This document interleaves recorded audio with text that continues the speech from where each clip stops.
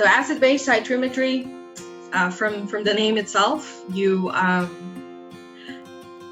titrate.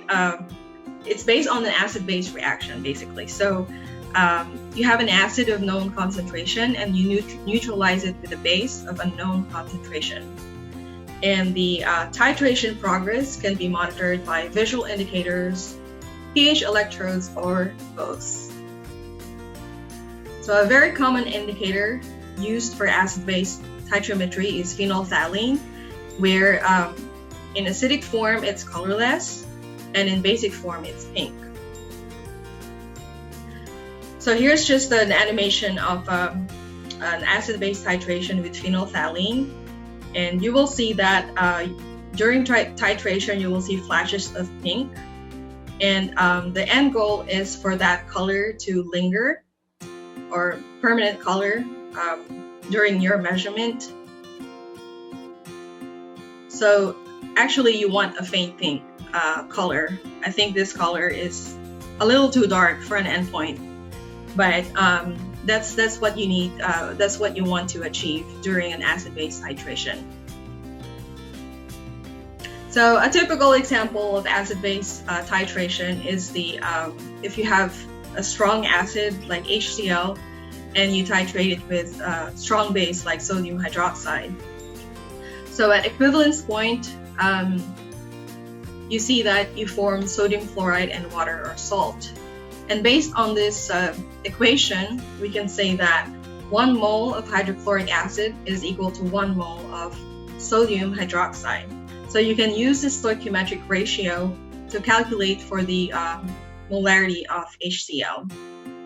Also, with these products, it's safe to say that the resulting solution at equivalence point has a pH of 7. So, just like what I mentioned earlier, you can monitor the progress of titration using those automated titrators by monitoring the pH based on the volume of titrant added. So, like I mentioned, a strong acid and a strong base titration will have a pH 7 at the equivalence point.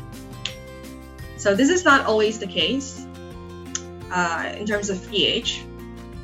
So for example, you're titrating a weak base like ammonia with a strong acid, HCl. And based on this blue curve right here, the actual pH at equivalence point is below 7. Same applies for if you're titrating a weak acid like acetic acid with a strong base, sodium hydroxide. The equivalence point is above 7.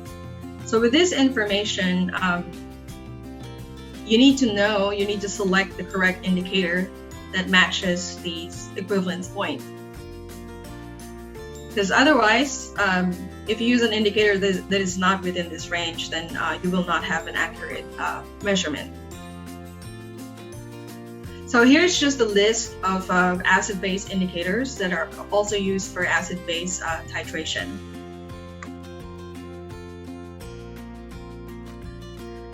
So acid-base titration, in general, titration has been replaced with more advanced techniques, but again, you can still use this depending on the availability of your resources. So one application is the standardization of titrants.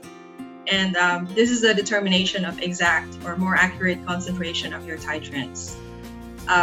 Commonly known primary standard is potassium hydrogen phthalate, or KHP, and it's used for the standardization of basic titrants. Another application of acid-base titrometry is your Killdale analysis for organic nitrogen.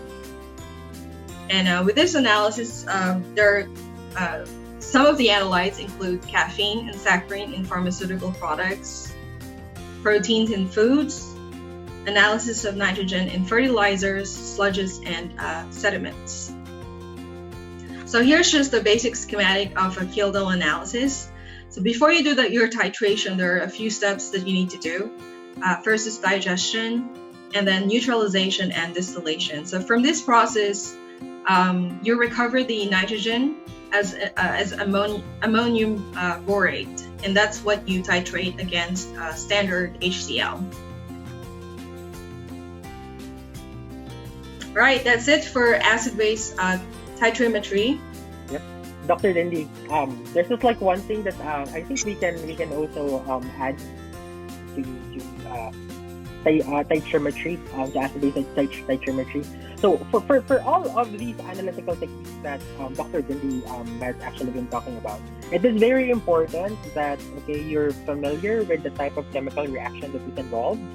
And whenever you're doing calculations related to like a specific technique, you always have to be working on a balanced chemical equation. So the stoichiometric ratios between your reactants and also like the products that you are measuring in the process, you have to make sure that those are according to a well-balanced chemical equation. So that's like one talking point for high school students and college students as well.